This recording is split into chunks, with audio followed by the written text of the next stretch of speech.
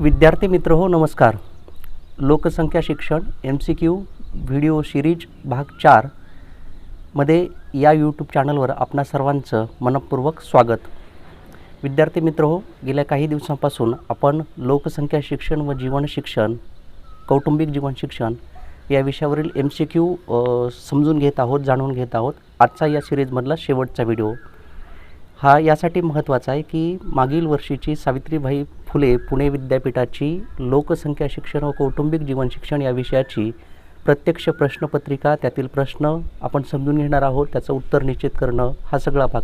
परंतु या ठिकाणी मला एक गोष्ट पुन्हा एकदा सर्वांना लक्षात आणून द्यायची आहे की यातील काही प्रश्नांची उत्तरे संदिग्ध वाटण्याची शक्यता आहे, काही प्रश्नांची उत्तरं चुकू शकतात. अशा वेळेला तुम्ही त्या प्रश्नाचं उत्तर अधिक विश्वसनीय माध्यमातून, संदर्भ ग्रंथातून असेल, तुमच्या प्राध्यापकांशी चर्चा करून असेल, ते निश्चित करणं गरजेचं आहे.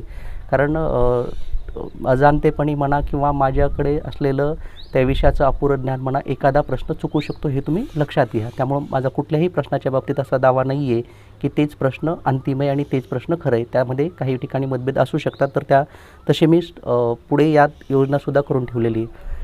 हे सर्व तुम्हाला समजावून देत असतानाही काही गोष्टी परत लक्षात आणून देतो आहे की हे MCQ म्हणजे विद्यापीठाचे प्रश्न पूर्ण नव्हेत. यातील काही प्रश्न येऊ शकतील, नाही असं नाही आहे, मी सांगितलं तुम्हाला कालच यापूर्वीसुद्धा. परंतु यावरच तुम्ही पूर्णपणे अवलंबून न राहता अधिक वाचन करणं, चिंतन करणं, मनन करणं, चांगले संदर्भ ग्रंथ अभ्यासणं, नोट्स अभ्यासणं हे गरजेचं आहे. त्या दृष्टीनं तुम्ही अभ्यास करालच याची मला पूर्ण खात्री आहे. चला तर मग आज आपण या प्रश्नपत्रिकेतील सर्व प्रश्न समजून घ्यायला सुरुवात करू. आजचा आपला पहिला प्रश्न आहे, HIV प्रकरणामध्ये कोणता देश दुसऱ्या क्रमांकावर आहे? मी तुम्हाला सुरुवातीला जसं सांगितलं की काही प्रश्नांच्या बाबतीमध्ये मी संदिग्ध आहे, त्याची माहिती मलाही नाही आहे. त्यामुळे या प्रश्नाचं उत्तर गुगल वेबसाईट्स असेल, संदर्भ ग्रंथ असतील किंवा आणखी काही जे संदर्भ वाचन आहे त्यातनं मला मिळालेलं नाही आहे.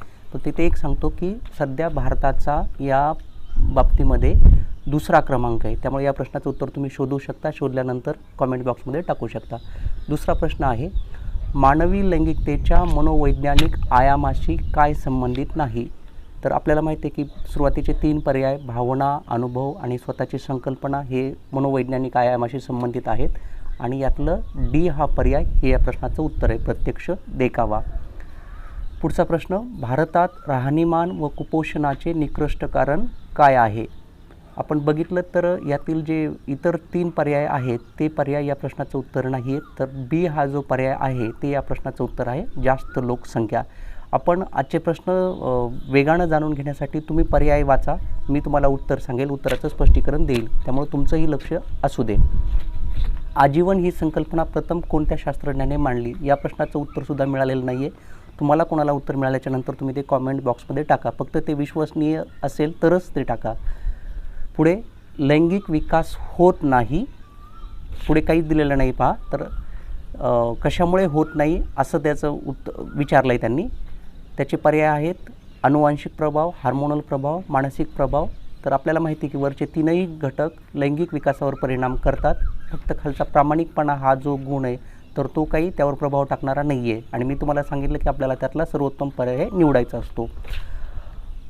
STD म्हणजे काय? म्हणजेच STDचा इथं आपल्याला फुल फॉर्म विचारला आहे, तर त्याचं उत्तर आहे सेक्स्युअली ट्रान्समिटेड डिसीजेस, लैंगिक संबंधातून पसरणारे आजार. अशा वेळेला आपण 4ही पर्याय वाचायचे, त्याचं मराठी अर्थ असेल, त्याचं इंग्लिश रूपांतरण असेल, ते वाचल्याच्यानंतर आपल्या लक्षात येतं. तर याचं A पर्याय हे बरोबर उत्तर आहे. पुढचा प्रश्न आहे, मानवी लैंगिकता म्हणून सर्वोत्तम संकल्पना येऊ शकते? केवळ लैंगिक संभोग, केवळ लैंगिक भावना, लैंगिक संबंध. तर याचं D हे पर्याय या प्रश्नाचं उत्तर आहे, लैंगिक प्राणी म्हणून स्वतःचे अनुभव आणि अभिव्यक्ती. त्यामध्ये जवळपास वरच्या सगळ्याच गोष्टी येऊ शकतात आणि स्वतःची अभिव्यक्ती, स्वतःचे अनुभव ही गोष्ट यासाठी महत्त्वाची, त्यामुळं D पर्याय हे या प्रश्नाचं उत्तर आहे. गरिबी ही 4 पर्याय दिलेले आहेत, तर याचं उत्तर जे आहे ते A आणि B पैकी असण्याची शक्यता आहे, परंतु त्याला सामाजिकसुद्धा परिणाम आहेत. आपल्याला वाटतं की ते आर्थिकतेशी संबंधित आहे, परंतु ती सामाजिकसुद्धा समस्या या अर्थानं A हा पर्याय हे या प्रश्नाचं उत्तर आहे. कौटुंबिक जीवन शिक्षणाचे आधार आहेत समाजशास्त्र व सामाजिक कार्य, मानसशास्त्र आणि मानववंशशास्त्र, जीवशास्त्र, शिक्षण आणि इतिहास. माझ्या आकलनानुसार या प्रश्नाचा बरोबर पर्याय ड हा आहे. तरी पण तुम्ही कन्फर्म करून घेऊ शकता. त्यासाठी असे जे प्रश्न असतात ते आपण हे जे खाली अ, ब, क, ड 4 पर्याय दिलेले आहेत ते काळजीपूर्वक वाचणं, समजून घेणं गरजेचं असतं.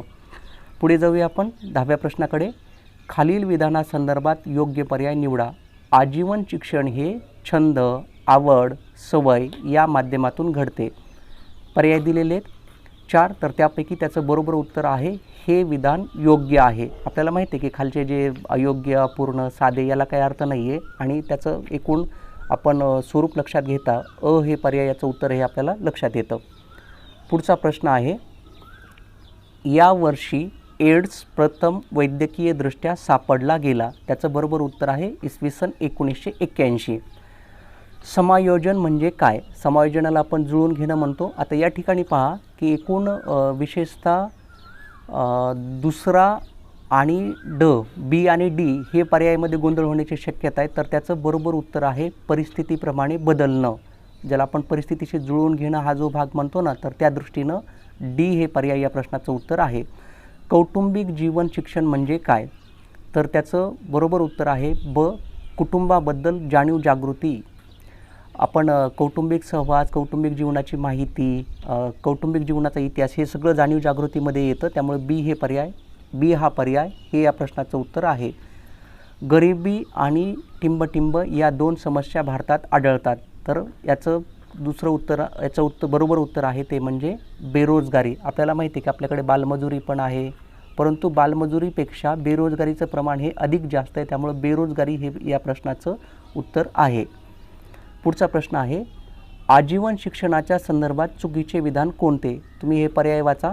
यातलं चुकीचं विधान आहे आजीवन शिक्षण हे मर्यादित असते. आपल्याला माहिती की ते जन्मभर चालणारं असतं. त्यामुळं डी हे पर्याय या प्रश्नाचं उत्तर आहे.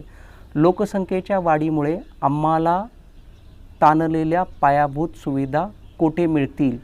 जिथं तुम्हाला मराठी प्रश्न समजून घेण्यामध्ये अडचण वाटते अशा ठिकाणी तुम्ही त्याचं इंग्रजी जे मूळ शब्दांकन आहे ते वाचलं पाहिजे. तर आपल्या याचं उत्तर लक्षात येतं ते म्हणजे शहरी भागामध्ये. तर डी पर्याय हे या प्रश्नाचं उत्तर आहे. सरकारी सेवकाच्या निवृत्तीचे सरासरी वय काय आहे? आपल्याकडे इथं खरं तर राज्य म्हणजे महाराष्ट्र शासन किंवा केंद्र शासन असं विचारलेलं नाही. त्यामुळे महाराष्ट्राच्या बाबतीत समजून जर का आपण या प्रश्नाचं उत्तर लिहिलं तर 58 हे याचं उत्तर आहे. आणि केंद्र सरकार कर्मचारी जर का विचारलं तर त्याचं 60 हे उत्तर असणार आहे. परंतु जनरल सरासरी 58 आहे म्हणून आपण 58 हा पर्याय बरोबर उत्तर म्हणून घेतलेला आहे. ग्रह व्यवस्थापन म्हणजे पर्याय बाकीचे बघितलेत तुम्ही, तर त्याचं अपर्याय हे या प्रश्नाचं बरोबर उत्तर आहे घर प्रभावीपणे चालवण्याची प्रक्रिया. बाकीच्या 3ही गोष्टी त्यामध्ये येऊ शकतात. त्यामुळं अपर्याय हे या प्रश्नाचं बरोबर उत्तर आहे. लैंगिकतेचा भाग कोणता नाही? जीवशास्त्रीय, मानसशास्त्रीय, शैक्षणिक आणि सांस्कृतिक. तर सांस्कृतिक हे या प्रश्नाचं बरोबर उत्तर आहे. हे या ठिकाणी आपण लक्षात घेतलं पाहिजे. पुढे, बेरोजगारी दूर करण्यासाठी भारत सरकारने कोणत्या योजना सुरू केल्या आहेत? IRDP, NREP, JRY वरीलपैकी सर्व.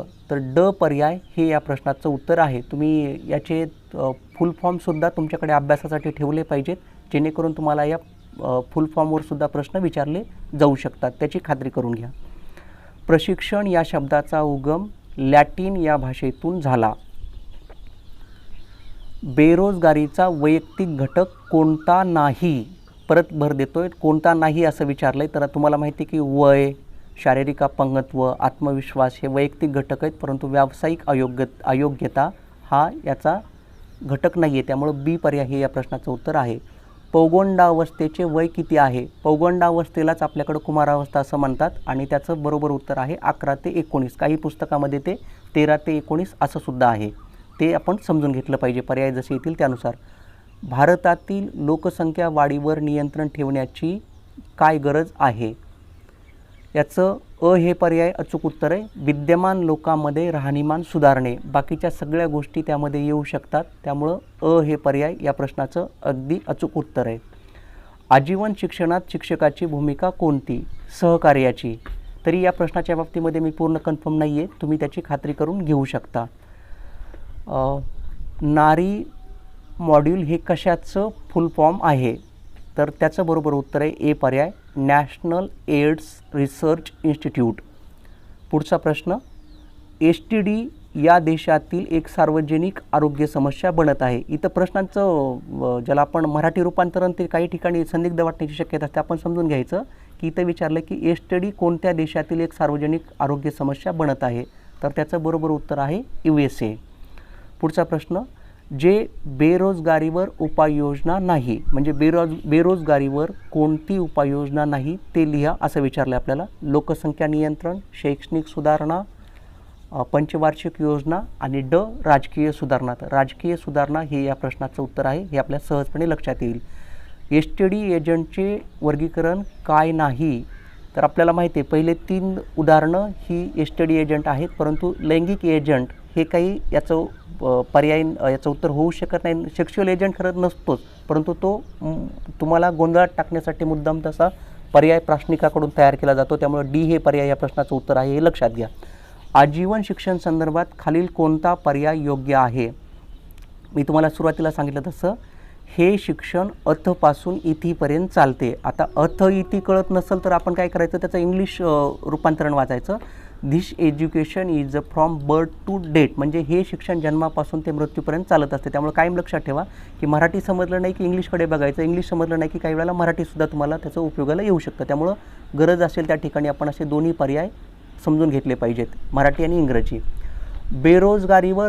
बेरोजगारीचा प्रकार कोणता नाही? आपल्याला माहिती आहे की वरचे 3ही बेरोजगारीचे प्रकार आहेत, परंतु राजकीय बेरोजगारी हा काही बेरोजगारीचा प्रकार नाही. राजकीय लोकांचं चांगलं असतं, तुम्हाला सगळ्यांना माहितीच आहे की बघतो आपण त्यांची एकूण आपल्याकडची स्थिती, इतर देशातली स्थिती. त्यामुळं राजकीय बेरोजगारी हा बेरोजगारीचा प्रकार नाही आहे. HIV संक्रमित नाही, म्हणजे HIV खालीलपैकी कशामुळे संक्रमित होत नाही असं विचारलं आहे, तर त्याचं बरोबर उत्तर आहे पाणी, अन्न. पुढच्या प्रश्नाकडे जाऊया आपण. कौटुंबिक जीवन शिक्षणाचे ध्येय हे असते. त्याचं बरोबर उत्तर आहे उत्तम चारित्र्य आणि व्यक्तिमत्व. हे बरोबर यासाठी की खालच्या ज्या गोष्टी ना, चांगले नीती आणि आध्यात्मिक विचार, पालकत्व, संस्कार हे सगळं त्यामध्ये येऊ शकतं. त्यामुळे मी ए हा पर्याय निवडलेला आहे. तरी पण तुम्ही खात्री करून घेऊ शकता. मी परत सांगतो, ज्या ठिकाणी स्टार आहे त्या प्रश्नाच्या बाबतीमध्ये तुम्ही आणखी अभ्यास करू शकता, आणखी संदर्भ शोधू शकता आणि तुमचं उत्तर निश्चित करू शकता. लैंगिक शिक्षण लोकांना मदत करते त्यांच्या स्वतःच्या भावना विकसित करण्याला. इतरांना शिकवणं, ते पाळणं, इतरांना मदत करणं हा काही लैंगिक शिक्षणाचा उद्देश नाही आहे. तर लैंगिक शिक्षणाचा उद्देश आहे की स्वतः आपण त्याच्याप्रती आपल्या निरोगी निरामय भावना असल्या पाहिजेत, स्वच्छ दृष्टिकोन असला पाहिजे. भारतातील सर्व बेरोजगारांना रोजगार पुरविणे अशक्य का आहे? साधं उत्तर आहे की जास्त लोकसंख्या वाढीमुळे. इतर पर्यायसुद्धा आपल्याला विशेषतः क आणि ड हे नाही ते कळतं. आणि या अशा परीक्षेमध्ये लक्षात ठेवा की 2 पर्यायापैकी आपल्याला अचूक पर्याय निवडणं हे खरं आव्हानात्मक काम असतं, अभ्यासाचं काम असतं. पुढचा प्रश्न आहे, कौटुंबिक जीवन शिक्षणाची अंगे कोणती? शारीरिक, मानसिक आणि भावनिक, आर्थिक आणि आध्यात्मिक. तर हे 3ही पर्याय या प्रश्नाचं बरोबर उत्तर आहे. त्यामुळे D हा पर्याय निवडला. 1, 2 आणि 3. कौटुंबिक जीवन शिक्षण हे ह्यावर भर देते. 1 मूल्य आणि नातेसंबंध, ब नीती, कौटुंबिक कायदे, कुटुंबाचे महत्त्व. हा प्रश्नसुद्धा गोंधळात टाकणार आहे, परंतु एकूण मला जे या प्रश्नाचं आकलन होतं त्यावरून मूल्य आणि नातेसंबंध हे या प्रश्नाचं उत्तर आहे. भारताच्या राष्ट्रीय लोकसंख्येने खालील उद्दिष्टे निश्चित केली आहेत. या प्रश्नाच्या बाबतीमध्ये सुद्धा मी पूर्ण कन्फर्म नाही आहे, त्याची बरीचशी उत्तरं मला मिळाली नाहीत, परंतु माझा अंदाज तो D हा पर्याय, जन्म, मृत्यू, विवाह आणि गर्भधारणेची 100% नोंदणी. 39वा प्रश्न, वाढत्या लोकसंख्येला रोजगार न देण्याची मुख्य कारण पुढीलपैकी कोणते आहे? हा प्रश्न अगोदरसुद्धा विचारला आहे, आतासुद्धा विचारला आहे, परंतु आता त्याचे पर्याय वेगळे ते लक्षात घ्या. आणि त्यामुळं त्याचं क हा पर्याय हे या प्रश्नाचं बरोबर उत्तर आहे. बहुसंख्य लोकसंख्या गरीब आहे. तुम्ही वाचलं की तुमच्या सहजपणे लक्षात येऊ शकतं. त्यामुळे मी तुम्हाला जे सुरुवातीला सांगितलं होतं की सर्वसामान्य ज्ञान, तर्क, अनुभव, आकलन, विचारक्षमता याचा वापर करून आपण उत्तरं निश्चित करू शकतो. जर HIV विषाणूचे पुनरुत्पादन थांबले तर शरीरातील रोगप्रतिकारक पेशी जास्त काळ जगतात. हे या प्रश्नाचं उत्तर आहे. बाकीचे पर्याय या प्रश्नाचं उत्तर नाही आहे. स्वची जाणीव म्हणजे काय? सोपा प्रश्न आहे. स्वतःला ओळखणे. पुरुष ते पुरुष लैंगिक संपर्काची टक्केवारी किती आहे? या प्रश्नाचं उत्तर मलाही कुठे मिळालेलं नाही आहे आणि मला वाटतं दिलेले पर्यायसुद्धा योग्य वाटत नाही. तरी पण त्यातला जो कमीत कमी पर्याय असण्याची शक्यता आहे म्हणून याचं उत्तर मी 53% असं केलेलं आहे. लैंगिकता शिक्षण हा मूलभूत मानवी हक्क म्हणून समजला जातो जो टिंबटिंब या शीर्षकाखाली येतो. तर तो आहे पुनरुत्पादक हक्क. आपल्याला मानवी हक्काच्या कुठल्या शीर्षकाखाली येतं असं विचारलं आहे, त्यामुळं पुनरुत्पादक रिप्रोडक्टिव्ह राईट्स असं या प्रश्नाचं उत्तर आहे. मोठ्या संख्येने लोकसंख्येतील मुले याचा परिणाम असल्यास तर याचं बरोबर उत्तर आहे उच्च जन्मदर. इथं तुमच्या लक्षात येईल मुद्दाम मी मृत्यूचे प्रमाण पुढे प्रश्नचिन्ह केलं आहे. हाय डेथ रेट हे जे आहे ना याचं शब्दांकन मृत्यूचे प्रमाण हे चुकलेलं आहे. मृत्यूचे उच्च प्रमाण असं त्याचं मराठी रूपांतरण असायला पाहिजे होतं. त्या रूपांतरावरून सुद्धा प्रश्नाचा गोंधळ उडतो जसा माझा उडाला होता. परंतु मी आता सर्व लक्षात घेतल्याच्यानंतर क हे पर्याय हेच या प्रश्नाचं बरोबर उत्तर हे माझ्या लक्षात आलं नाही. तर उच्च विवाहित दर आणि हे होऊ शकतं आणि त्यामुळं क हे पर्याय या प्रश्नाचं बरोबर उत्तर आहे हे लक्षात घ्या. कौटुंबिक जीवन शिक्षण कशासाठी असते? त्याचं बरोबर उत्तर आहे एखाद्याची निकोप वाढ होण्यासाठी. पुढे जाऊया आपण. पुढीलपैकी कोणता एक जास्तीत जास्त लोकसंख्येवर उपाय असू शकतो? ब लैंगिक शिक्षणाचे ज्ञान. कारण बाकीच्या ज्या गोष्टी आहेत ना त्या सगळ्या लैंगिक शिक्षणामध्ये येतात हे आपल्या लक्षात येईल. पुढचा प्रश्न आहे कोणते विधान सत्य आहे? HIV कसा पसरतो? एखाद्या संक्रमित हे जे पर्याय बघतो ना आपण एखाद्या संक्रमित जोडीदारासह गुदद्वारा संबंधी किंवा तोंडावाटे लैंगिक संबंध ठेवून ज्याचे रक्त वीर्य किंवा योनिमार्ग आपल्या शरीरात प्रवेश करतात. ब सुया सामायिक करून. क रक्तसंक्रमण. आणि 4 गर्भधारणेदरम्यान किंवा प्रसूती दरम्यान किंवा स्तनपान देण्याद्वारे. तर याचं क हे पर्याय या प्रश्नाचं बरोबर उत्तर आहे. लोकसंख्येची वहन क्षमता टिंबटिंबद्वारे निश्चित केली जाते. एकूण माझ्या आकलनाद्वारे याचं उत्तर ब हे पर्याय होतं ज्याला आपण जन्मदर असं म्हणतो. परंतु नेटवरचे जे संदर्भ आहेत ते असं सांगतात की याचं ड हे पर्याय हे बरोबर उत्तर आहे मर्यादित स्त्रोत. तुम्ही खात्री करून घेऊ शकता. आजीवन शिक्षणाचा परिणाम कोणता? बरोबर उत्तर आहे व्यक्तीचा संपूर्ण विकास. संपूर्ण विकासामध्ये वरील 3ही विकासांचा समावेश होतो त्यामुळे याचं उत्तर ड हे आपल्याला अपरिहार्यपणे निवडावं लागतं. विपरीत लिंगासह लैंगिक अभिव्यक्तीसाठी सामायिक करण्यासाठी रोमॅन्टिक आकर्षण म्हणतात. याचं बरोबर उत्तर आहे विषमलैंगिकता. विशेषतः स्त्री आणि पुरुषांना वाटणारं आकर्षण या दृष्टीनं हा प्रश्न आहे. पुढचा प्रश्न आहे खालीलपैकी जीवन कौशल्य कोणते? तर सर्व प्रकारचे ज्ञान हे जीवन कौशल्य आहे. आपल्याला माहिती तंत्रज्ञान, सामाजिक ज्ञान, भाषिक ज्ञान आणि सर्व प्रकारचे ज्ञान म्हटलं म्हणजे की ते सगळं येतं. त्यामुळं डी हे पर्याय या प्रश्नाचं उत्तर आहे. कौटुंबिक जीवन शिक्षणाची गरज काय? तर कौटुंबिक जीवनासंदर्भात सहाय्य हे या प्रश्नाचं उत्तर आहे. वेगळा शब्द ओळखा. चाकोरीबद्धता, मर्यादितता आणि खंडितता हे एकाच अर्थाचे शब्द आहेत त्यामुळं अखंडितता हे या प्रश्नाचं बरोबर उत्तर आहे. खालील कोणते प्रासंगिक अध्ययन आहे? साहजिकच आहे प्रसंगानुसार जे घडतं त्याला आपण प्रासंगिक अध्ययन असं म्हणतो त्यामुळे क हे पर्याय या प्रश्नाचं उत्तर आहे. भारतातील सर्व बेरोजगारांना रोजगार पुरविणे अशक्य का आहे? जास्त लोकसंख्या वाढीमुळे. मला वाटतं हा प्रश्न रिपीट झाला आहे. एकच प्रश्न दोनदा विचारला आहे त्यामुळं काही वेळेला प्रश्नपत्रिकेमध्ये असे प्रश्न येतात हे तुम्ही लक्षात घ्या. तरी पण आपण दोन्ही ठिकाणी प्रश्नाचं उत्तर लिहिणं गरजेचं आहे. एड्सच्या कोणत्या लक्षणामध्ये समाविष्ट होऊ शकते? तर याचं बरोबर उत्तर आहे 1, 3 आणि 4. कारण 2चं जे कुठं संदर्भ मिळालेला नाही की ताप येणं, रात्री खूप घाम येणं. सुरुवातीला मी ते 4ही केलेले होते पण नंतर माझ्या लक्षात आलं त्यामुळं बी हे पर्याय ह्या प्रश्नाचं अचूक उत्तर आहे. पुढीलपैकी कोणता लोकसंख्या घनतेवर फारसा प्रभाव पाडत नाही? कोणता घटक? तर याचं बरोबर उत्तर आहे धूप. पुढचा सोपा प्रश्न तुम्हा सगळ्यांनाच उत्तर येईल असा. विवाह म्हणजेच लग्न म्हणजे बोनस पॉईंट म्हणण्यासारखा हा प्रश्न. सहजपणे गुण द्यायची गोष्ट. पुढचा प्रश्न तर्क. जीवन कौशल्य ही सर्वात चांगली गोष्ट आहे. अनुमान. दररोजच्या जीवनात उपयोगी पडणारे. जे पुस्तके शिकवत नाही ते जीवन कौशल्य शिकवते त्यामुळे क हे पर्याय या प्रश्नाचं बरोबर उत्तर आहे. तर्क व अनुमान दोन्हीही सत्य. आणि शेवटच्या प्रश्नाकडे जाऊया आपण. लैंगिक आरोग्याच्या अनुभूतीसाठी कोणते विधान खरे आहे ते स्पष्ट करा. इथं या ठिकाणी पहा की याचं एकचं जे मराठी रूपांतरण आहे ना, समानता आणि भेदभाव हक्क, आणि इंग्लिशमधलं the rights to equality and non discrimination, याचं रूपांतरण चुकलेलं आहे. त्यामुळं मी जेव्हा एक पर्याय लक्षात घेतो तेव्हा मला या प्रश्नाचं उत्तर बदलावं लागतं, आणि ते बदललेलं उत्तर असं आहे 1, 2 आणि 3.